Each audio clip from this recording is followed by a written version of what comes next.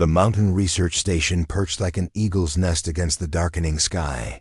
But Dr. Maya Reeves knew she'd be relegated to the corner desk again. She adjusted her old digital recorder, the one everyone else had replaced years ago, and checked her worn leather journal for the third time that hour. Inside were handwritten notes on geological warning signs that modern equipment often missed: subtle vibrations, temperature fluctuations, and gas emissions that preceded major seismic events. Before we jump back in, tell us where you're tuning in from, and if this story touches you, make sure you're subscribed, because tomorrow, I've saved something extra special for you. Reeves, observation duty only today, Director Harlow announced without looking up from his tablet. His voice carried that familiar dismissive tone she'd grown accustomed to hearing over the past year. Monitor the auxiliary readings and stay off the main comm system. Maya nodded silently, even though she'd been the lead geologist at Pinnacle Ridge Research Station for 5 years before Harlow arrived. Even though she'd predicted more seismic events accurately than the entire tech team combined. Even though the old analog methods she'd been refining were the only ones that had provided adequate warning when everything else failed. A young technician whispered to his colleague as she passed, "She's just babysitting the old equipment again." No one corrected him. They never did anymore. Maya walked toward the monitoring room, her hiking boots making soft thuds against the polished concrete floor. The digital staff roster displayed on the wall didn't include her name. It hadn't for months now.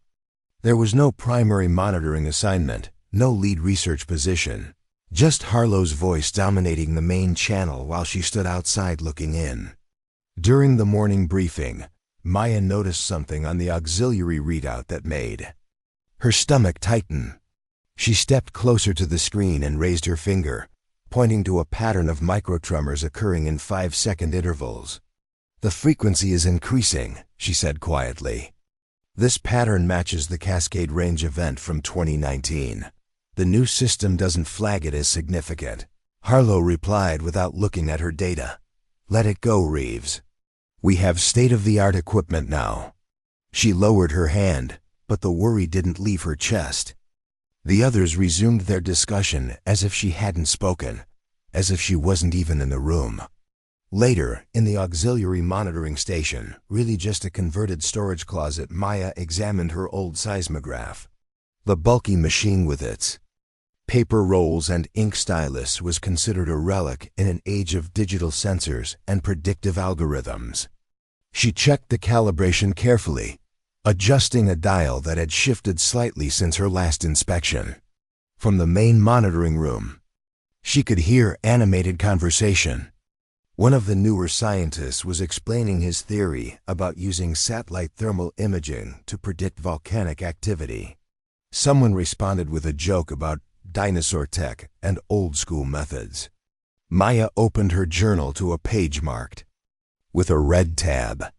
Progressive microtremor patterns preceding major seismic events. She'd written these observations herself after studying historical data from events the modern systems had missed entirely. She believed in being prepared for anything. She had no idea how soon those preparations would be tested. The wind picked up as afternoon approached, whistling through the crevices in the station's exterior walls. The mountain was notorious for sudden weather changes, especially during the transition between seasons. Maya remained at her post, watching the readings on her seismograph, feeling the first vibrations that were too subtle for the automated systems to register. Her handheld radio crackled occasionally with static from conversations she wasn't invited to join, but she stayed ready anyway. The old seismograph's needle began to dance in a pattern. She recognized immediately the precursor to what could be a significant event. In the main monitoring room, Director Harlow frowned at the weather reports. The storm system had intensified rapidly, catching the meteorology team by surprise. "How long until this passes?" he demanded. "Could be hours, sir," replied the weather specialist studying the radar imagery. The system stalled over the mountain range and is drawing energy from the temperature differential. Maya pressed her hand against the wall of the auxiliary station, feeling the subtle vibrations that were growing stronger by the minute. The old seismograph beside her rattled with each micro-tremor, but she'd secured it properly that morning. It would hold and continue recording. She'd been maintaining this equipment for years, even though no one asked her to. Even though Harlow had made it clear, he considered her efforts outdated and unnecessary. Those old monitoring systems belong in a museum. She'd overheard him tell the board of directors during his first month at the station. Reeves is stuck in the past. We need to embrace predictive modeling and AI systems. The board had simply nodded and moved on to budget discussions. But Maya had seen something in one director's expression, a flicker of doubt that made her think he remembered when those museum pieces had provided the only warning before the Cascade Range disaster. A burst of static from her radio made her look up. The primary monitoring system was experiencing intermittent failures, brief moments where the data streams flickered and froze. Nothing serious yet, but the pattern was troubling. She'd seen this before during the Mount Baker incident 3 years ago when a similar storm had knocked out the main systems for nearly an hour. Preparing and narrating this story took us a lot of time, so if you are enjoying it, subscribe to our channel, it means a lot to us. Now back to the story. She'd written a detailed report afterward, explaining how the analog backup systems could serve as a reliable failsafe. Harlow had filed it away without reading it. Now, as the storm intensified, Maya opened her journal to those same emergency protocols. The pages were worn from repeated review, the margins filled with her handwritten notes about tremor patterns and manual triangulation techniques. She'd practiced these procedures after hours, staying late to test the old equipment when no one was watching. The other scientists thought she was wasting her time. But Maya had grown up in a family of field geologists, raised by a mother who taught her that the most important skills were the ones you hoped you'd never need to use. A particularly strong gust of wind rattled the windows, and she heard someone curse over the radio. The storm was worsening faster than anyone had predicted. Through the small window in the auxiliary station, she could see the cloud ceiling dropping, rapidly enveloping the research station in a thick gray mist. The mountain wasn't just experiencing bad weather. Maya's instruments showed a troubling correlation between the barometric pressure drops and the increasing frequency of microtremors. It was a pattern she documented in her research, a pattern the new systems weren't programmed to recognize. She checked the time. If the situation continued to deteriorate, they would need to evacuate the 50 researchers and support staff currently on site. The helicopter pad would be unusable in these conditions. That left only the narrow mountain road, a treacherous route even in good weather. Maya looked toward the main monitoring room where Harlow stood with his back to the window, completely focused on the digital displays. He wasn't watching the old equipment. He wasn't considering evacuation protocols. Not yet. The lights flickered. Once, twice, then went out completely.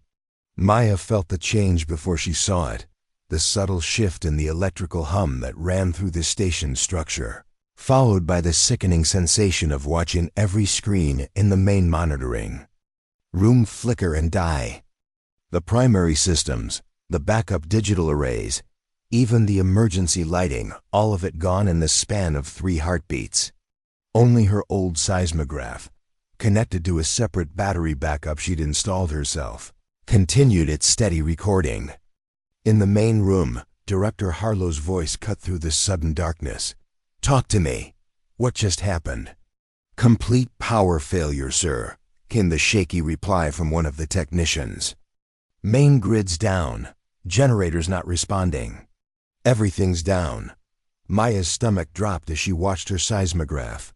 The needle was jumping more erratically now, recording a pattern she'd seen only once before in historical data from 3 days before Mount St. Helens erupted.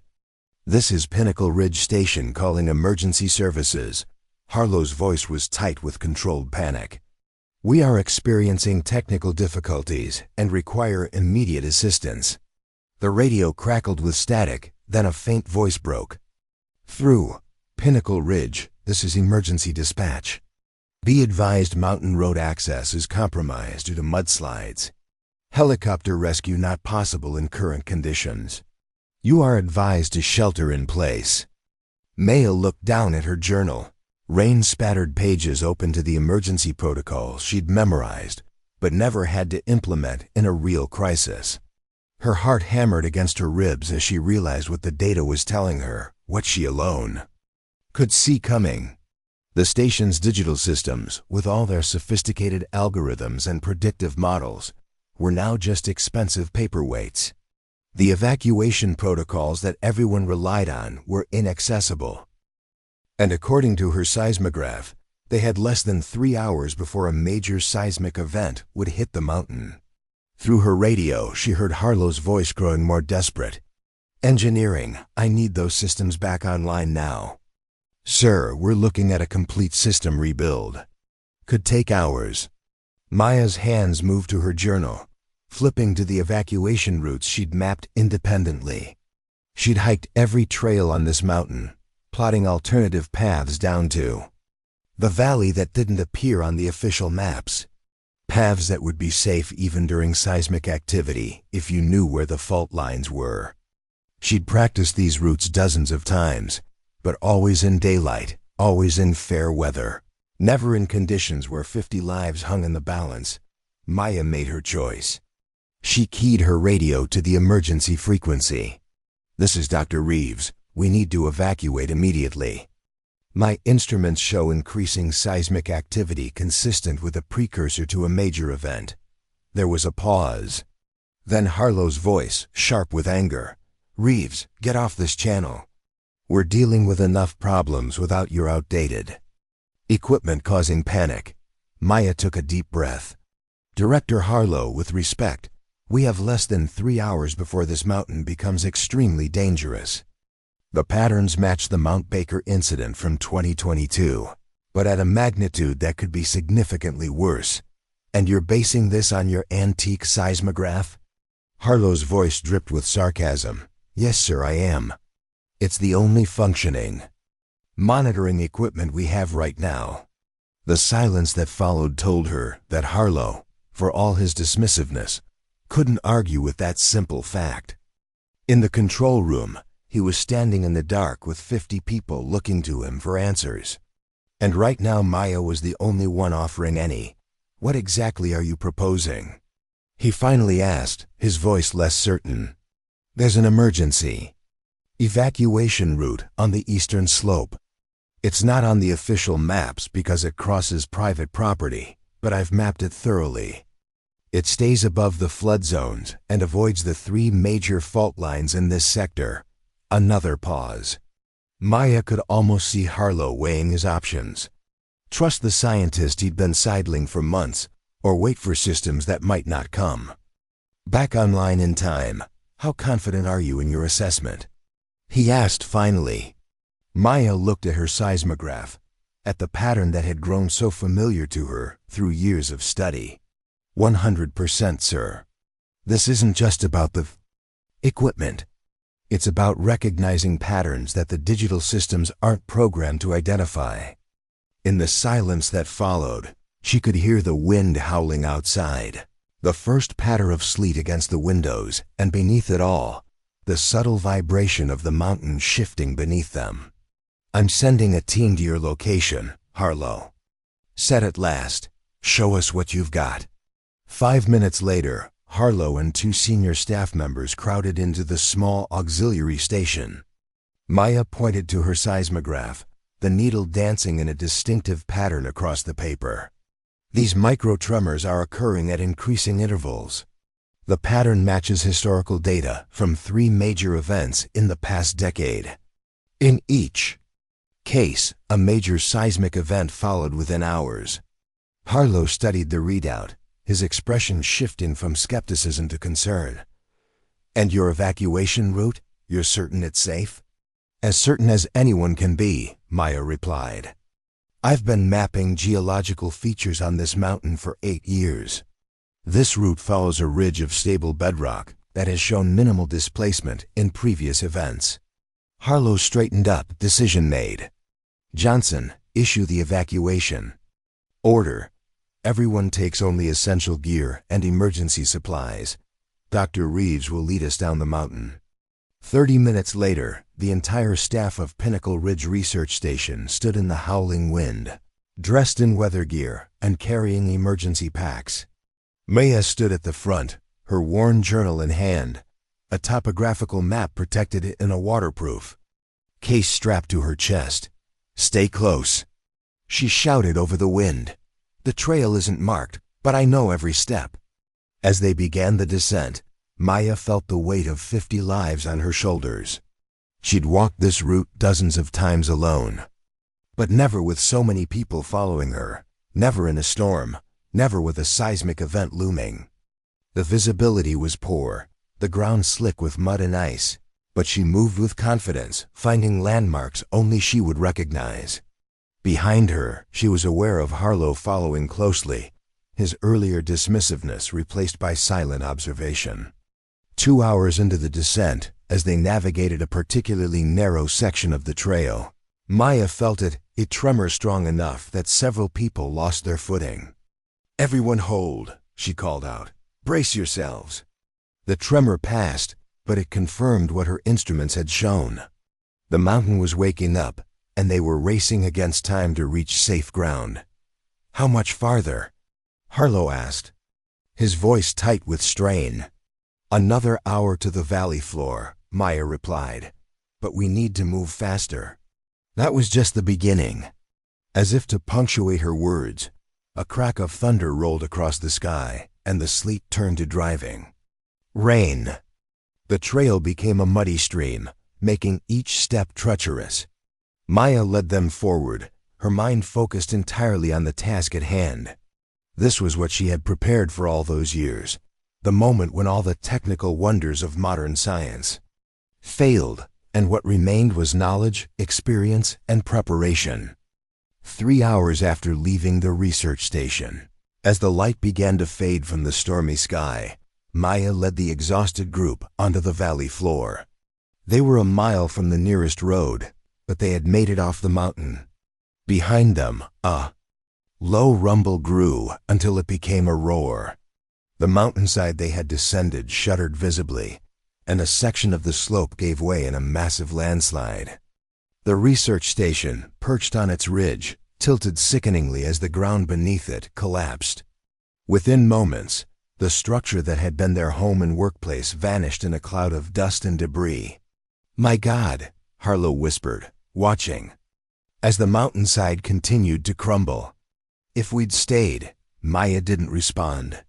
She was already on her radio, contacting the emergency services with their location and status. There would be time for reflections later. Now there were still 50 cold, wet people who needed shelter and medical attention. Later that night, as the evacuees huddled in a high school gymnasium converted to an emergency shelter, Director Harlow approached Maya where she sat alone, still making notes in her journal. You saved everyone's life today, he said, his voice subdued. I owe you an apology. Several, in fact. Maya looked up at him, seeing genuine remorse in his eyes. We all have our areas of expertise, Director. Mine just happened to be more relevant today. It was more than that, Harlow admitted. I dismissed your methods because they didn't fit my vision of cutting-edge research. I was wrong. He paused, struggling with the words. The board will want a full report of what happened. I'll make sure they understand whose judgment made the difference. 2 weeks later, Maya sat in a conference room at the National Geological Survey headquarters. The board of directors and representatives from 3 other research stations listened attentively as she explained the warning signs she had observed before the Pinnacle Ridge disaster. The digital systems we've come to rely on are remarkable tools, she concluded, but they're programmed to recognize patterns we've already identified. They can't identify what we haven't taught them to see. That's why human observation, experience, and yes, even old-fashioned equipment still have a vital role to play. The board chairman nodded thoughtfully. Dr. Reeves, we'd like to offer you a position heading up a new initiative. The integrated monitoring program would combine digital systems with traditional observation methods, with a focus on training the next generation of geologists in both approaches. Maya thought about the offer. For years she'd been the one, working in the shadows, maintaining equipment everyone else had forgotten about, studying patterns others dismissed. Now she was being offered the chance to bring that knowledge into the mainstream, to ensure that others would learn what she had learned through years of solitary study. I'd be honored, she replied. 6 months later, Maya stood in front of a class of 20 young geologists at the newly established Pinnacle Ridge Training Center, built on a safe location 5 miles from the original site. Today we're going to learn how to recognize seismic patterns that digital systems might miss. She began, opening her journal to a well-worn page. These are the skills you hope you'll never need to use. But if you do need them, nothing else will do. At the back of the room, Director Harlow sat quietly, taking notes alongside the students. He had requested to be part of the first training cohort, admitting he had much to learn about the foundations of the science he had been so quick to dismiss as outdated. As Maya taught, she reflected on how much had changed since that stormy day on the mountain. The outdated methods she had championed were now being integrated into standard protocols across the country. Her journal had been digitized and its observations incorporated into new predictive models. But more importantly, there was a new respect for the balance between technological innovation and traditional knowledge, a recognition that the most reliable systems were those that combined the best of both worlds. After class, one of the students approached her desk. Dr. Reeves, I've been reading about what happened at Pinnacle Ridge. How did you know to trust your equipment when everyone else had moved on to newer technology? Maya considered the question carefully. It wasn't about trusting the equipment, she replied.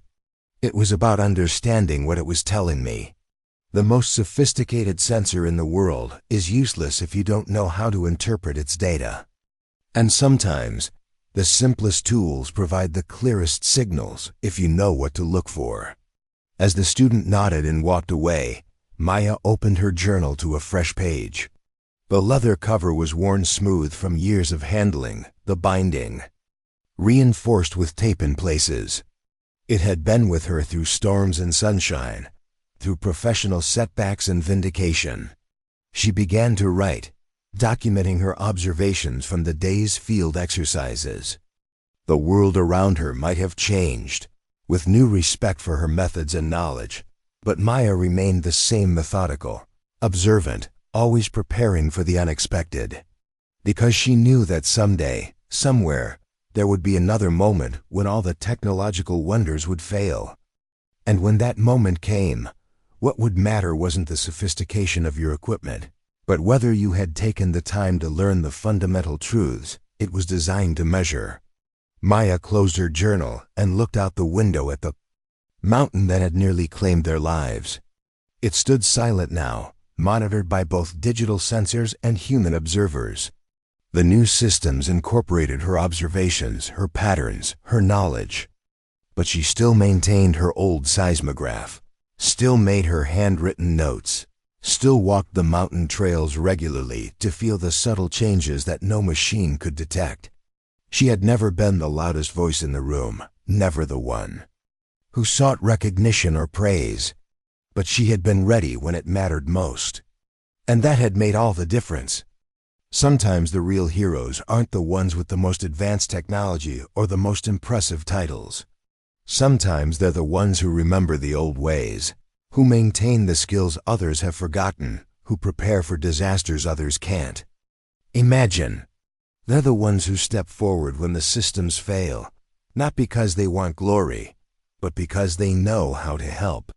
And when the dust settles, they're the ones who've changed everything. The mountain shook beneath their feet as Maya led the evacuation team down the treacherous eastern slope. The storm intensified, sheets of icy rain reducing visibility to mere feet, but she pressed forward with unwavering confidence. Each step was guided by years of experience and knowledge that no digital system could replicate. "Keep moving," she called back to the line of researchers struggling behind her. "Stay close to the person in front of you." The narrow trail she'd mapped years ago wound through a series of rock formations that provided natural shelter from the worst of the wind. Maya had discovered this route during her first year at Pinnacle Ridge, when she'd made it her mission to understand the mountain in ways that satellite imagery and topographical scans couldn't capture. A sudden violent tremor sent several people stumbling. One young researcher lost his footing entirely, sliding toward the edge of a steep drop. Maya lunged without hesitation, grabbing his jacket and pulling him back to safety. "Thank you," he gasped, eyes wide with fear. I didn't see the edge."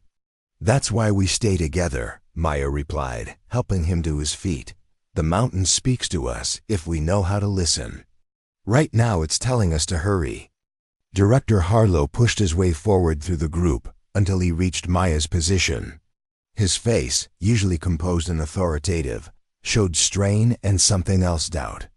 The evacuation protocol never accounted for conditions this severe. He said, having to shout over the howling wind, "How can you be certain this route is safe?" Maya pointed to a rock formation ahead. "See how those boulders are positioned. They've been stable through hundreds of years of seismic activity. The bedrock beneath us runs deep. I've studied every inch of this mountain, Director. Not from satellite images or computer models, but with my own eyes and hands." Harlow studied her face, searching for any sign of uncertainty. Finding none, he nodded once. "Lead on, Dr. Reeves." As they continued their descent, Maya felt the mountain's tremors increasing in both frequency and strength. Her mind raced, calculating their position relative to the fault lines she'd mapped, estimating how much time remained before the major event her seismograph had predicted. The research station's advanced early warning system should have detected these signs hours ago, giving them time for an orderly evacuation. Instead, they were racing against time, 50 people navigating a treacherous mountain trail in storm conditions with only her knowledge standing between them and disaster. 2 hours into their descent, they reached a narrow ledge that circled a steep ravine. Under normal conditions, it would have been a simple traverse. Now, with rain turning the path to mud and tremors shaking the ground beneath their feet, it presented a formidable challenge. "We need to cross one at a time," Maya instructed. "I'll go first to test it. Wait for my signal before the next person follows." She stepped onto the ledge, moving carefully but quickly, feeling the stability of each foothold before committing her weight. The others watched in tense silence as she navigated the most dangerous section of their route.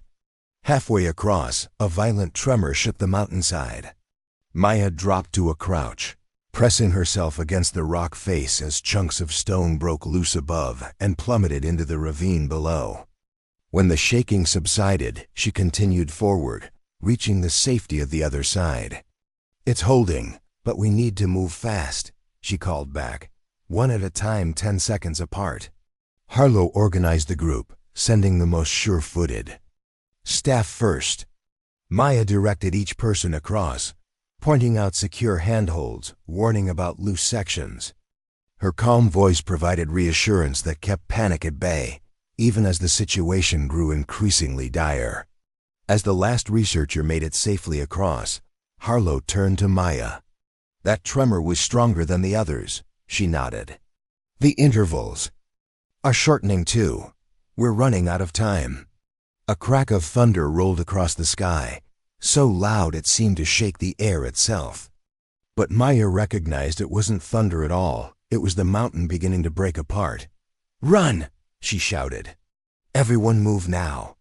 They abandoned all caution, racing down the trail as fast as safety would allow. Above them, the research Station they'd evacuated less than 3 hours earlier was visible through breaks in the storm clouds. As they watched in horror, the ground beneath the facility gave way. The building, with its millions of dollars of advanced equipment, tilted sickeningly before sliding into a growing chasm. "All that technology," Harlow murmured, his face pale. "All those systems designed to protect us." "Technology is only as good as our understanding of what it measures," Maya replied, already turning to lead the group onward. "We don't have time to watch. We're still not safe." The final hour of their descent was a blur of mud, rain, and increasingly violent tremors. Maya led them through the chaos with a certainty that belied the dangerous conditions. Every fork in the path, every obstacle, every potential danger, she anticipated them all, guiding the group with the confidence of someone who had walked this route 100 times in her mind. As they finally reached the valley floor, the full scale of what was happening became clear. The entire north face of the mountain was in motion, massive landslides carrying away trees, boulders, and everything else in their path. The research station had completely vanished, swallowed by the mountain it had been built to study. Maya immediately organized the exhausted group. "Johnson, you have emergency medical training. Check everyone for injuries." Chun Alvarez set up the emergency locator beacon. "Director, we need to contact the authorities immediately." Harlow was staring back at the mountain, his expression one of shock and disbelief.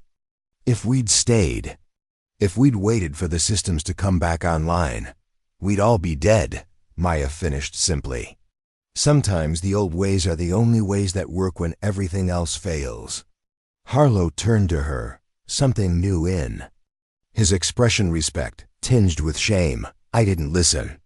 All those times you tried to warn us about the limitations of the new systems, I dismissed you as resistant to progress." "This isn't about old versus new," Maya replied, checking her compass to confirm their position.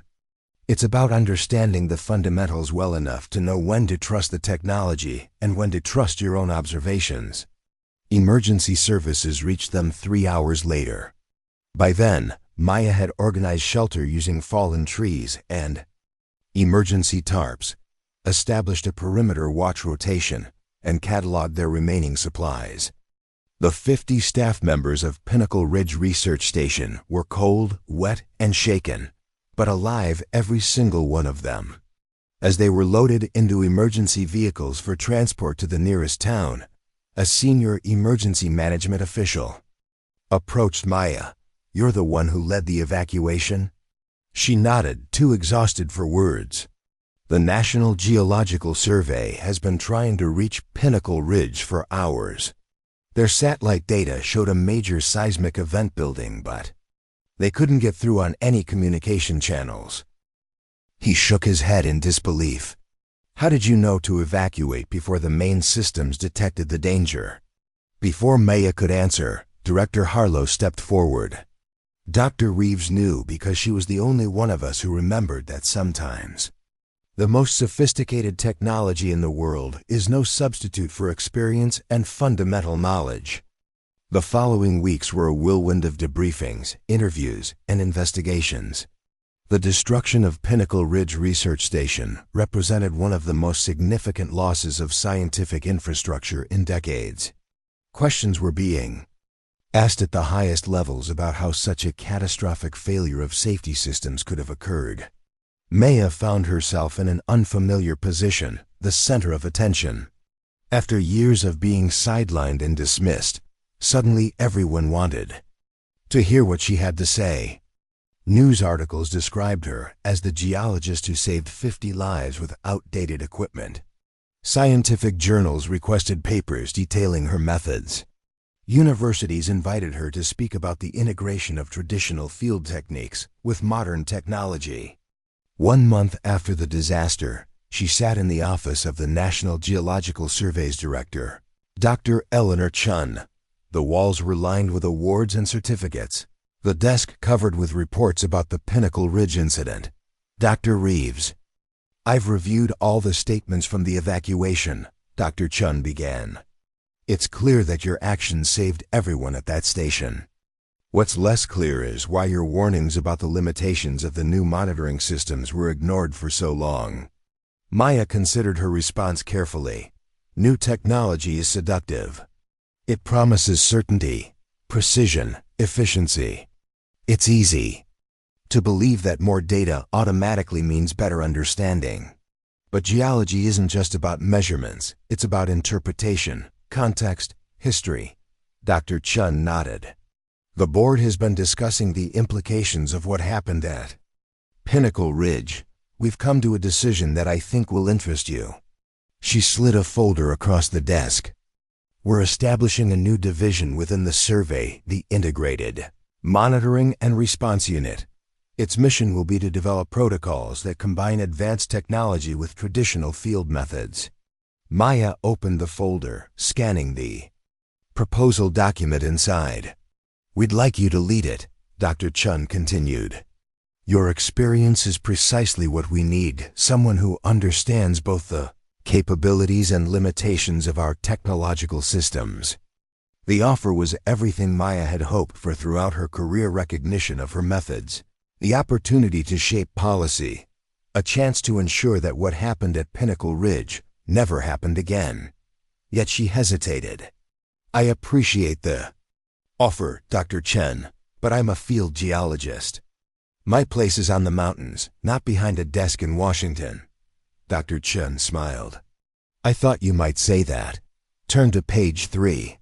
Maya flipped to the indicated page and found details of a new research and training facility to be built near the base of Mount Rainier, one of the most monitored volcanoes in the country.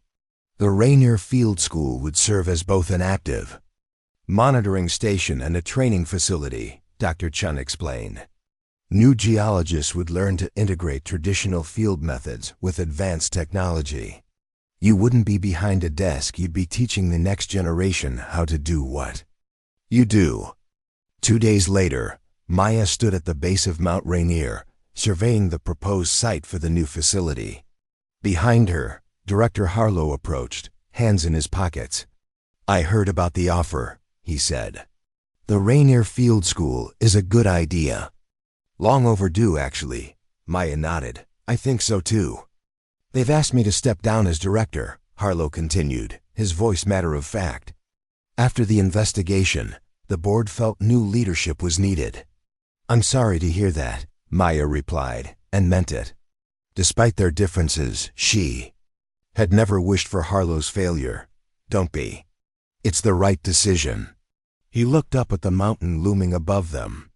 I've been offered a position on the curriculum development team for the new field school. A significant demotion, but one I've accepted. Maya turned to him in surprise. You're staying with the project? If you'll have me, Harlow replied. I have a lot to learn, Dr. Reeves. About geology, about leadership, and about recognizing that innovation doesn't always mean abandoning what came before. 6 months later, the Rainier Field School accepted its first cohort of 20 graduate students. The facility was a marvel of integration, state-of-the-art digital monitoring systems alongside traditional field equipment, all designed to provide multiple perspectives on the mountain's activity. On the first day of training, Maya stood before the assembled students, her worn leather journal in hand. The same journal that had contained the evacuation route that saved 50 lives at Pinnacle Ridge. Welcome to the Rainier Field School. She began. You've all been selected because you demonstrate exceptional technical skills with the latest monitoring systems. By the time you leave here, you'll also have mastered methods that geologists have relied on for centuries. She opened her journal to a well-worn page. Today, we're going to learn how to read a mountain, not just with instruments, but with all of our senses. We'll learn to feel vibrations through our feet, to smell changes in gas emissions, to hear the subtle sounds that precede major events. At the back of the room, Harlow stood quietly, a notebook in hand. He had insisted on participating in the training alongside the students, determined to understand what he had once dismissed. As the day progressed, Maya led the group up a well-established trail on the lower slopes of Mount Rainier. She stopped at intervals to point out geological features, explaining how they related to the mountain's history and potential future. Activity. Technology gives us precision, she explained as they gathered around a digital sensor station embedded in the mountainside. It allows us to measure movements too small for human perception. But what happens when the power fails? When communications go down? When conditions exceed the parameters the systems were designed to recognize? One student raised her hand. We rely on alternative monitoring methods. We rely on ourselves, Maya corrected gently.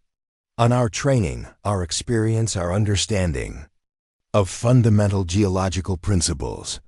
The most sophisticated seismograph in the world is useless if you don't know how to interpret what it's telling you. She led them to a natural spring emerging from the rock face. Place your hands in the water. Feel the temperature. Smell it. This water passes through the mountain's internal systems before reaching the surface. Changes in temperature, mineral content, or gas saturation can tell you things about what's happening deep inside the mountain that no surface instrument can detect. The students followed her instructions, some looking skeptical, others intrigued. Maya noticed Harlow hanging back, hesitant. "Director," she called, "your input would be valuable here." Harlow stepped forward, surprise evident on his face. He knelt beside the spring, placing his hand in the water as the students had done. "It's warmer than I expected," he observed, "and there's a slight sulfur odor." Maya nodded. "Good observations. The baseline temperature for this spring is 7.3 degrees Celsius. Today it's running nearly 8 degrees. A small change, but significant. The sulfur content has increased as well. What might that indicate?" A student answered immediately. "Increased hydrothermal activity within the volcano." "Exactly. Now check your tablets." "What are the digital sensors reporting?" The students consulted their devices, frowning. One spoke up. "The automated system is showing normal parameters, no alerts or warnings." "And that," Maya said, "is why we don't rely exclusively on digital monitoring. The automated systems are programmed to alert at specific thresholds that may not capture subtle changes. Human observation can detect nuances that pre-programmed algorithms might miss." As they continued their circuit of the mountain, Maya demonstrated technique after technique how to identify recent ground deformation by changes in vegetation patterns, how to detect subtle gas emissions by their effect on certain lichens, how to recognize the difference between weather-related sounds and those generated by internal mountain dynamics. By late afternoon, the students were showing a new appreciation for these traditional methods. Even Harlow was taking detailed notes, occasionally asking questions that revealed a genuine desire to understand. As they returned to the field school facility, one of the students approached Maya. "Dr. Reeves, I specialized in computational modeling during my graduate work. I always thought field geology was, well, outdated. But today has changed my perspective. Technology doesn't replace fundamental knowledge," Maya replied. "It extends it. The most effective geologists aren't those who rely exclusively on either traditional methods or advanced technology. They're the ones who know how to integrate both." That evening, as Maya updated her journal with observations from the day's field work, Harlow knocked on the door of her office. "Do you have a moment?" he asked. She gestured to the chair across from her desk. "Of course." Harlow sat down, placing a small device on the desk between them. It was a handcrafted seismograph, a smaller version of the one Maya had used at Pinnacle Ridge. "I made this," he said. As the team worked, Maya noticed Harlow approaching from the base station. Over the past year, he had transformed from a technology-focused administrator into a respected field geologist, embracing the integration of methods he had once dismissed. "Thought you could use another set of eyes," he said as he reached her position. "The seismic pattern is changing." becoming more rhythmic. I noticed that too, Maya replied. It's reminiscent of the harmonic tremors we saw before the St. Helens pressure release in 2018. They stood side by side. Two scientists with very different backgrounds, now united in their approach. Where once there had been friction and dismissal, there was now mutual respect and a shared commitment to combining their knowledge. The new monitoring algorithm should be recognizing this pattern, Harlow noted with a frown. I'll need to refine the parameters when we get back. That's the challenge with digital systems, Maya replied. They're excellent at identifying exactly what they're programmed to recognize, but volcanic systems rarely behave exactly as expected. That's why we need both approaches. By midnight, the data painted a clear picture. Mount Rainier was experiencing a significant pressure buildup in a magma chamber beneath the northeast flank. While there was no immediate danger of eruption, the situation warranted close monitoring and potential precautionary measures. Back at the field school, Maya convened a briefing with local emergency management officials. The monitoring center displayed data from both the digital systems and traditional observations, presented side by side to provide a comprehensive picture. Based on our integrated analysis, we're recommending implementation of Level 2 preparedness protocols, Maya explained. This is not an evacuation order, but rather enhanced readiness for communities in the potential impact zones. The county emergency manager nodded. After what happened at Pinnacle Ridge, we take your recommendations very seriously, Dr. Reeves. What's the timeline we're looking at? Volcanic systems don't adhere to schedules, Maya replied honestly. The pressure could release harmlessly over days or weeks, or conditions could escalate more rapidly. What we're providing is enhanced awareness so you can make informed decisions. As the officials departed with their action plans, Dr. Chun approached Maya. The Secretary of the Interior will want a briefing. This could be the first major test of the integrated monitoring approach on a national stage. Maya nodded. I'll prepare a comprehensive report. But more importantly, I'll make sure our observations continue around the clock. This situation remains dynamic. Over the next 3 days, the Rainier Field School became the center of national attention. News crews set up outside the perimeter, reporting on what they dramatically called the awakening giant. Officials from other volcanic monitoring programs arrived to observe the integrated approach in action.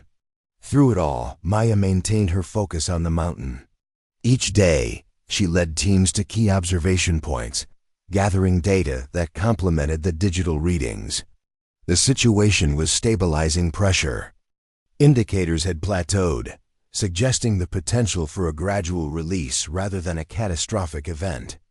On the fourth morning, as Maya reviewed the overnight data, Dr. Singh burst into her office. Dr. Reeves, we're detecting a new pattern. The harmonic tremors have shifted frequency, and there's been a sudden drop in gas emissions from the northeast. Thence, Maya recognized the significance immediately. Pressure release imminent. Notify all field teams to withdraw to safe observation distances. Alert emergency services. Within 30 minutes, the prediction proved accurate. A series of small explosions rocked the northeast flank, sending plumes of steam and ash into the early morning sky. The digital monitoring systems immediately elevated the alert level to orange, triggering automated notifications to authorities. From the observation bunker, Maya and her team monitored the event through both digital readouts and direct observation. The pressure release continued for nearly 2 hours, a spectacular but relatively controlled natural event. By mid-afternoon, it was clear that the immediate crisis had passed. The pressure had vented primarily as steam and gas, with minimal ash and no significant lava flow. Communities in the potential impact zones had implemented precautionary measures, but had not needed to evacuate. A textbook response, Dr. Chun commented as they reviewed the event timeline. The integrated approach provided hours of additional warning time, Communities were prepared. No lives were at risk. Maya nodded, but her attention was already turning to the lessons they could learn from the event. We need to analyze where the digital systems performed well and where human observation provided critical insights. Each event gives us the opportunity to refine both approaches. That evening, as the national news heralded the successful management of the Mount Rainier event, Maya gathered her team for a more measured assessment.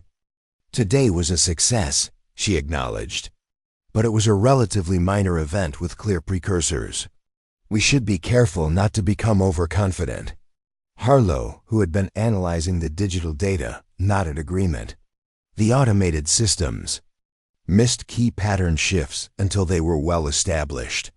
We need to continue refining the algorithms, and we need to ensure our field observation protocols remain rigorous, Maya added. Technology evolves, but the fundamentals of good field geology remain constant. As the team dispersed to continue their analysis, Dr. Chun approached with a visitor, a distinguished-looking Japanese man in his 60s. Dr. Reeves, this is Dr. Hiroshi Tanaka from the Japanese Volcanic Monitoring Agency. He's been observing our response to today's event. Maya greeted him with a respectful bow. It's an honor to meet you, Dr. Tanaka. Your work on Mount Fuji's monitoring systems is groundbreaking.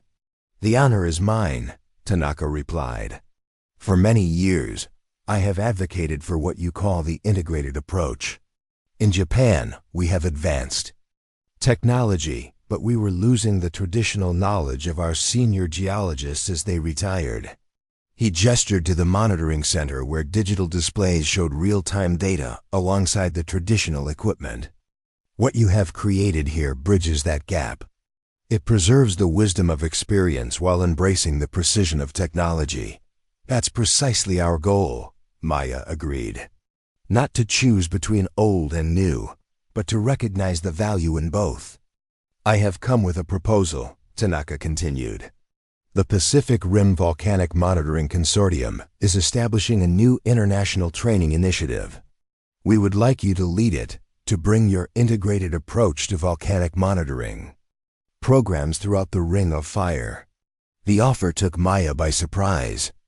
Her work had always been focused on the practical aspects of monitoring, on being prepared when others weren't, on maintaining knowledge that others had forgotten. She had never sought a platform to promote her methods internationally. It's an honor, she replied carefully. But my place is here, with my team, monitoring this mountain. Consider it, Dr. Chun encouraged. The work you've done here has already saved lives. Imagine the impact if these methods were implemented at every major volcanic monitoring station in the world. Later that night, Maya stood alone on the observation deck, looking out at Mount Rainier, silhouetted against the star-filled sky. The events of the day had demonstrated the value of the integrated approach of combining digital precision with human experience and traditional knowledge. But the international offer raised questions about her path forward. Should she remain focused on her practical work at Rainier, or should she take on the broader mission of transforming monitoring practices globally? A familiar voice interrupted her thoughts. Beautiful night, Harlow said as he joined her at the railing. The mountain looks peaceful again. For now, Maya replied. But it's always changing, always preparing for its next move. Harlow nodded. I heard about Tanaka's offer. The International Training Initiative would be a significant platform for the integrated approach. It would take me away from field work, Maya observed, from direct observation and monitoring. I'm not sure that's where I belong. 3 years ago, I would have jumped at an administrative position like that, Harlow admitted. But now I understand something I didn't then. The most valuable contributions often come from those who maintain direct connection to the fundamentals. He turned to face her. Whatever you decide, the work you've started here will continue. You've trained a generation of geologists who understand the value of integration. They'll carry that knowledge forward whether you're here or sharing. it internationally. The next morning, Maya met with Dr. Tanaka and Dr. Chun in her office. Her decision had crystallized during a night of reflection. "I'm honored by the international offer," she began, "and I believe in the mission of spreading the integrated approach globally. But I've realized there's a middle path that better serves that mission." She outlined her proposal, a modified role that would allow her to remain based at the Rainier Field School while developing curriculum and training protocols that could be implemented internationally. She would host visiting scientists for intensive field training and travel periodically to help establish similar programs at other volcanic monitoring stations. The strength of the integrated approach is that it's grounded in direct observation and experience, she explained. "If I step away from the mountain entirely, I risk becoming exactly what I've argued against: someone removed from the fundamentals, making decisions based on theory rather than practice." Dr. Tanaka nodded thoughtfully. "A wise perspective. The teacher must remain a practitioner to maintain authenticity." Dr. Chun smiled. "It's a balanced approach, exactly what we would expect from someone who values integration so highly." 6 months later, Maya stood before an international gathering of volcanologists and monitoring specialists at the Rainier Field School. Representatives from 23 countries had come to learn about the integrated approach that had proven so effective during the recent Rainier event. "Welcome to the first International Integrated Volcanic Monitoring Symposium," she began. "Over the next 2 weeks, you'll experience both the most advanced digital monitoring systems and the fundamental field techniques that have been used for generations." She held up her well-worn leather journal, the same one that had contained the evacuation route that saved 50 lives at Pinnacle Ridge. "This journal represents something essential about our work. It contains observations, patterns, and insights gained through direct experience with the mountains we study. No digital system, no matter how sophisticated, can replace the value of that direct connection." She set the journal aside and gestured to the advanced monitoring displays behind her. "And yet, these systems provide precision, continuous monitoring, and analytical capabilities that extend our human limitations. The question isn't which approach is better, it's how we integrate them to create something stronger than either could be alone." As the symposium progressed, Maya divided her time between classroom sessions and field excursions on the mountain.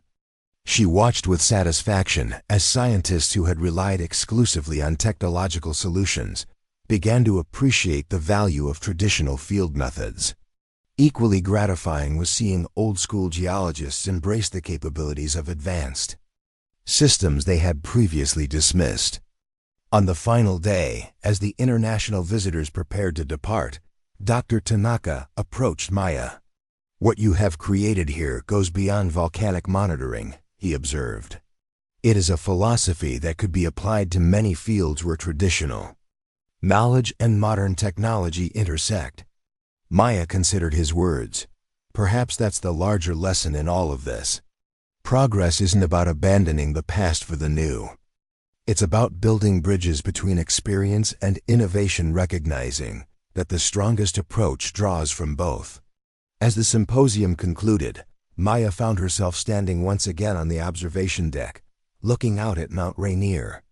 The mountain remained as it had always been: powerful, ever-changing, demanding respect and understanding from those who studied it. What had changed was how they approached that study. No longer was there a divide between those who trusted only in technology and those who relied solely on traditional methods. Instead, a new generation of scientists was emerging who understood the value of integration, who could read both digital displays and the subtle signs that only experience could interpret. Maya opened her journal to a fresh page and began to write, not just observations about the mountain, but reflections on the journey that had brought her here. From being sidelined and dismissed to leading an international movement in volcanic monitoring. From fighting to preserve traditional knowledge to creating a new approach that honored both old and new. The true victory wasn't personal recognition or vindication. It was knowing that because of her perseverance, monitoring stations around the world were becoming more effective.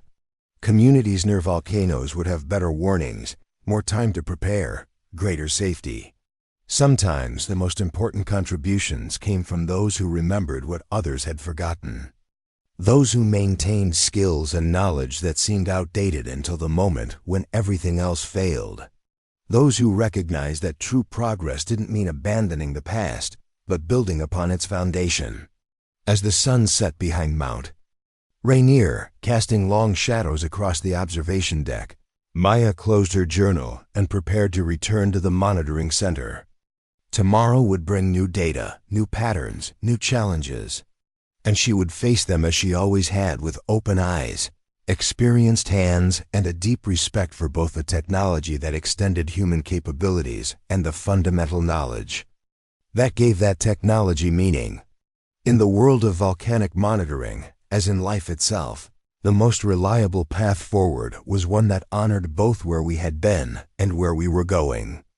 Integration wasn't just a methodology, it was a philosophy that recognized the value in both tradition and innovation, in both experience and advancement. And in that recognition lay the wisdom that would guide not just volcanic monitoring, but human progress itself into an uncertain but hopeful future. 5 years after the establishment of the Rainier Field School, Maya stood at the podium of the International Geological Congress in Kyoto, Japan. Before her sat over 2,000 scientists, researchers, and policymakers from around the world. On the screen behind her was a simple title, The Integration Revolution: How Combining Traditional Knowledge with Modern Technology Transformed Disaster Prediction. 10 years ago, she began, I was a field geologist fighting to maintain what many considered outdated methods. Today I stand before you to share how those same methods, when integrated with cutting-edge technology, have revolutionized our approach to predicting and mitigating natural disasters. The audience listened intently as Maya outlined the journey from Pinnacle Ridge to the global movement, now known as Integrated Monitoring Systems. What had begun as her solitary commitment to traditional methods had evolved into an international standard for geological monitoring, with branches extending into meteorology, oceanography, and other earth sciences.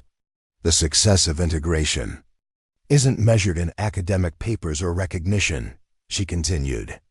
It's measured in lives saved, communities protected, and disasters averted. Over the past 5 years, 23 major seismic and volcanic events were predicted with sufficient advance warning to implement emergency protocols. In 19 of those cases, the early warnings came from integrated observations that neither traditional methods nor automated systems alone would have detected in time. As she concluded her keynote address, the applause was thunderous. Maya had become an unlikely hero in the scientific community, the geologist who had refused to abandon traditional knowledge, even as technology advanced, and in doing so had helped create something more powerful than either approach could achieve alone. After the presentation, as attendees moved toward the conference reception, a young Japanese scientist approached Maya. She recognized her immediately, Dr. Yuki Watanabe, one of the most promising volcanologists of the new generation, Dr. Reeves. Watanabe greeted her with a respectful bow. Your presentation was inspiring. The work you've done has changed how we approach volcanic monitoring in Japan. Thank you, Maya replied. I understand you've been implementing integrated monitoring at Mount Aso. How is that progressing? Watanabe's eyes lit up. We've made remarkable advances. By combining our digital network with traditional field observations, we identified precursor patterns that our automated systems had been missing for years. But she hesitated. But, Maya prompted gently, we're facing resistance from some quarters. There are those who still believe that more sophisticated technology is always the answer, that human observation introduces unnecessary variables and subjectivity. Maya nodded, unsurprised. I've been hearing that argument for my entire career. It's not entirely wrong. Human observation does include subjective elements. The key is recognizing that subjective doesn't mean unreliable. Sometimes those subjective impressions are drawing on patterns too complex for our current algorithms to recognize. Exactly, Watanabe agreed. That's what I've been trying to explain. The integration of subjective human experience with objective measurement creates something greater than either alone. As they continued their conversation, Maya was struck by how familiar Watanabe's challenges sounded. It was the same battle she had fought at Pinnacle Ridge, now playing out in volcanic monitoring stations around the world. The technology had evolved, but the fundamental question remained: how do we balance human experience and judgment with the precision of automated systems?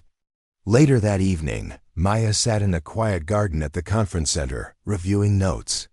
For her workshop the following day, Dr. Eleanor Chun joined her, carrying 2 cups of tea. "Your keynote made quite an impression," Chun observed, handing Maya one of the cups.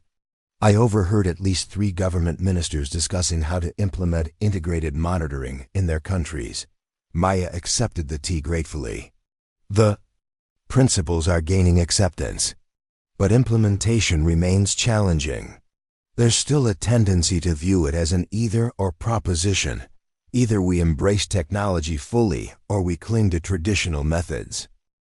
"Old habits die hard," Chun agreed, "especially in scientific circles where objective measurement has been the gold standard for centuries." "That's the irony," Maya replied. "We pride ourselves on following the evidence, yet when the evidence suggests that integration produces better results than either approach alone, some still resist." She sipped her tea, reflecting on the paradox. "The most effective scientists I've trained aren't those who excel at either traditional methods or technological applications. They're the ones who understand how to move fluidly between both worlds, recognizing the strengths and limitations of each approach." Chun nodded thoughtfully. "Speaking of which, I have news that might interest you. The United Nations has established a new division within their disaster risk reduction program. They're calling it the Integrated Early Warning Initiative." Maya raised an eyebrow. "Let me guess, they want our input on implementation?" "More than input," Chun replied. "They want you to lead the Scientific Advisory Board. It would mean developing integrated monitoring protocols that could be implemented globally, not just for volcanic and seismic events, but for tsunamis, extreme weather events, even slow-moving disasters like drought and desertification." The offer was both flattering and daunting. Maya had spent her career focused on geological hazards.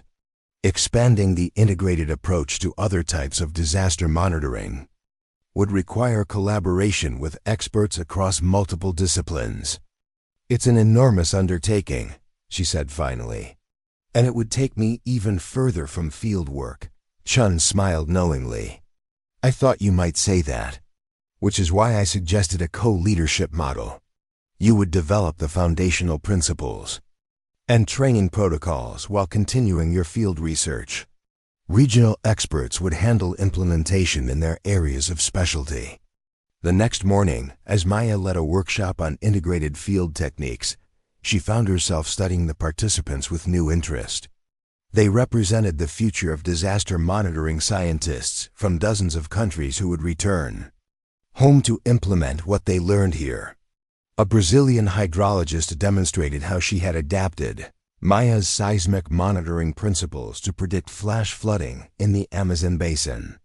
A meteorologist from Bangladesh explained how combining traditional weather knowledge from coastal fishermen with satellite data had improved typhoon predictions by crucial hours. These adaptations of her methods to different disciplines were exactly what the UN initiative would need: creative applications of the integration philosophy beyond its geological origins. During a break in the workshop, Maya noticed Dr. Harlow deep in conversation with several attendees. In the years since Pinnacle Ridge, he had transformed from a technology-focused administrator into one of the most effective advocates for the integrated approach. His background in digital systems, combined with his new appreciation for traditional methods, made him uniquely capable of bridging the two worlds. Dr. Harlow has been explaining your dual verification protocol, Dr. Watanabe said, joining Maya as she observed the group. It's brilliant in its simplicity, requiring both digital and observational confirmation before major alerts are issued. It reduces false alarms while ensuring real threats aren't missed. Maya nodded. That was actually his innovation, not mine. Once he embraced the integrated approach, he recognized the need for protocols that gave equal weight to both types of data. That's what makes your partnership so effective, Watanabe observed. You bring different strengths to the collaboration. The word partnership gave Maya pause. She and Harlow had indeed developed a professional partnership that capitalized on their complementary expertise. What had begun as antagonism had evolved into mutual respect and eventually into one of the most productive scientific collaborations of her career. That evening, as the conference attendees gathered for a formal dinner, Maya found herself seated next to Dr. Tanaka, the Japanese volcanologist who had first proposed the International Training Initiative years earlier. Your methods have spread far beyond what either of us imagined, Tanaka observed. When I visited Mount Rainier 5 years ago, I thought perhaps we could improve volcanic monitoring. I never dreamed the principles would be applied to hurricane prediction, flood control, even pandemic early warning systems. Neither did I, Maya admitted. I was just trying to preserve knowledge that I believed was valuable techniques and observations that digital systems weren't capturing. Tanaka nodded sagely. That is often how the most significant advances begin, not with grand visions of global impact, but with one person's commitment to fundamentals they know to be true. As the dinner concluded, Dr. Chen approached their table with an unexpected guest, the United Nations Under-Secretary for Disaster Risk Reduction, Dr. Ahmed Nasser. Dr. Reeves, Nasser greeted her warmly. Your reputation precedes you. We've been following the success of the integrated monitoring approach with great interest. After introductions, Nasser explained the UN initiative in greater detail. What we're proposing goes beyond just improved monitoring systems. We envision a fundamental shift in how the world approaches disaster risk one that values both indigenous and traditional knowledge alongside scientific advancement. Maya listened carefully as he outlined the scope of the project, a global network of integrated monitoring stations, standardized protocols that could be adapted to local conditions, training programs that would ensure the approach outlived any individual champion. The philosophy you've developed has applications far beyond geological hazards, Nasser continued. The integration of traditional knowledge with modern technology could transform how we approach climate adaptation, food security, even public health crises. Later that night, Maya stood on the balcony of her hotel room, looking out over the lights of Kyoto, the ancient capital of Japan. Seemed an appropriate setting for contemplating the union of traditional and modern approaches. It was a city where 1,000-year-old temples stood alongside cutting-edge technology. A knock at her door interrupted her thoughts. She opened it to find Harlow, holding a folder of materials from the day's sessions. Thought you might want to review the feedback from today's workshop, he said. The response was overwhelmingly positive. Maya invited him in, and they sat reviewing the evaluations together. The participants had embraced the integrated approach with enthusiasm, many already planning how they would implement the methods in their home countries. I hear the UN has approached you, Harlow said after they had finished. The integrated early warning initiative sounds like an extraordinary opportunity. Maya nodded. It is. But it would mean stepping even further away from field work, from direct observation and monitoring. I'm not sure that's the right path. You've always emphasized the importance of maintaining connection to the fundamentals, Harlow acknowledged. That's what gives the integrated approach its credibility. It's grounded in real-world experience, not just theory. He paused, considering his words carefully. But sometimes the greatest impact comes from teaching others. The methods you've developed could save countless lives if implemented globally. And the best way to ensure that happens might be to step into a leadership role, even if it takes you away from the field temporarily. Maya appreciated his perspective. Harlow understood her concerns because he had made a similar journey from administrative detachment to hands-on engagement, and now to a role that balanced both. Dr. Chun suggested a co-leadership model, she said. I would develop the foundational principles and training while continuing some field research. Regional experts would handle implementation. Harlow nodded. That sounds like a reasonable compromise. And I suspect you'd find ways to keep your hands in the soil, so to speak. You've never been one for staying behind a desk when there's field work to be done. His understanding brought a smile to her face. That's true. Even with all the administrative responsibilities at Rainier, I still make time for regular field observations. Because that's who you are, Harlow replied simply. And that authenticity is part of what makes the integrated approach so compelling.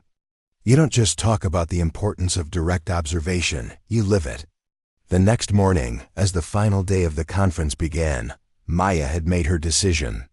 She met with Dr. Nasser and Dr. Chun to discuss the terms of her involvement with the UN initiative.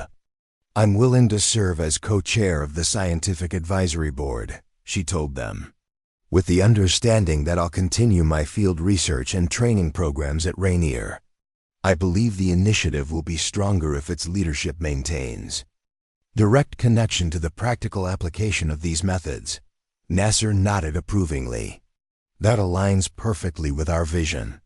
The strength of the integrated approach is that it values direct experience. It would be contradictory to have it led by someone who had stepped away from field work entirely. 6 months later, Maya stood on the observation deck at the newly expanded Rainier Field School, now designated as the Global Center for Integrated Monitoring Training. Below her, scientists from a dozen countries were engaged in field exercises, learning to combine digital data with direct observation. Dr. Watanabe approached, clipboard in hand. The Global Center had grown far beyond her original vision. What had begun as a training facility for volcanologists now hosted experts from across the earth sciences and beyond. Meteorologists, hydrologists, seismologists, and climate scientists came to learn how the integration of traditional knowledge and modern technology could enhance their work. More surprisingly, the center had begun attracting professionals from fields Maya had never anticipated: public health officials, learning to combine digital disease surveillance with traditional healer networks, agricultural scientists integrating satellite crop monitoring with indigenous farming knowledge, even urban planners combining big data analytics with community wisdom to create more resilient cities. The principles that had saved lives at Pinnacle Ridge were proving universally applicable. The recognition that the most effective approach was rarely either or, but rather both and. Not traditional or modern, but traditional and modern working in concert. In the main presentation hall, Maya found Dr. Nasser and his UN delegation already seated. Beside them were representatives from the World Meteorological Organization, the International Federation of Red Cross and Red Crescent Societies, and several major research universities. Welcome to the Global Center for Integrated Monitoring, she began. Today, we'll demonstrate how the integrated approach has been adapted for tsunami early warning systems in the Pacific region. As she introduced the presentation team, a combination of technology specialists and experienced field observers, Maya felt a surge of pride. These were scientists who moved comfortably between the digital and physical worlds, who understood that neither approach alone was sufficient. The demonstration proceeded smoothly. showing how traditional coastal observation methods combined with advanced buoy networks and satellite data could provide crucial additional minutes of warning. Time minutes that could save thousands of lives in vulnerable coastal communities. What's particularly impressive, noted Dr. Nasser afterward, is how you've incorporated indigenous knowledge from coastal communities. Their observations of unusual ocean behavior often precede our instrumental detection. Traditional knowledge is built on generations of observation, Maya explained. It may not be expressed in scientific terminology, but it represents a data set far longer than our instrumental record. When we integrate that knowledge with modern technology, we create something more powerful than either alone. Later that afternoon, as the delegation toured the training facilities, Maya found herself walking with Dr. Watanabe through the Equipment Development Lab. Here, engineers were creating new tools specifically designed for the integrated approach instruments that enhanced human observation without replacing it. "We've come full circle," Watanabe observed, examining a handheld device that combined multiple sensors with a journal-like interface for recording qualitative observations. "Your original fight was to preserve traditional methods alongside digital systems. Now we're creating technology specifically designed to support that integration." Maya nodded. The best tools extend human capabilities without replacing human judgment. That's always been the goal, not to choose between traditional knowledge and technological advancement, but to find the sweet spot where they enhance each other. As the day concluded, the visiting dignitaries gathered for a closing reception. Dr. Nasser raised his glass in a toast to Dr. Maya Reeves and the integrated monitoring revolution, proof that the path forward often requires honoring what came before. The applause was warm and genuine. Maya had never sought recognition or accolades. She had simply fought to preserve knowledge she believed was valuable. But standing here, seeing how that knowledge had been not just preserved but elevated and expanded, she felt a deep satisfaction. After the guests had departed, Maya walked alone to her favorite observation point on the mountain. The sun was setting, casting long shadows across the slopes of Mount Rainier. In the distance, she could see the lights of the monitoring stations that formed a network of vigilance around the volcano, some housing the most advanced digital equipment available, others maintaining the traditional observation methods that had proven their worth time and again. She opened her journal, not the original one that had saved lives at Pinnacle Ridge, now preserved in a display case at the center, but its successor, equally worn from field use. As she made her observations of the mountain's condition, she reflected on the journey that had brought her here. From being sidelined and dismissed to leading a global initiative. From fighting to preserve traditional methods to creating a new approach that honored both old and new. From a solitary commitment to fundamental knowledge to a worldwide movement that was transforming how humanity approached disaster prediction and mitigation. The true victory wasn't personal recognition or vindication. It was knowing that because of her perseverance, monitoring systems around the world were becoming more effective. Communities vulnerable to natural disasters would have better warnings, more time to prepare, greater safety. But beyond the practical impacts, there was a deeper significance to what had been accomplished. The integrated approach represented a new way of thinking, one that recognized the value in both tradition and innovation, in both experience and advancement. It offered a middle path between uncritical embrace of technology and stubborn adherence to tradition. As darkness fell over the mountain, Maya closed her journal and prepared to return to the center. Tomorrow would bring new challenges, new applications of the integrated approach, new opportunities to bridge the worlds of traditional knowledge and technological innovation. She thought about the young scientists training at the center, men and women who would never have to choose between old and new, who were being taught from the beginning to value both. They would carry these principles forward, applying them in ways she couldn't yet imagine.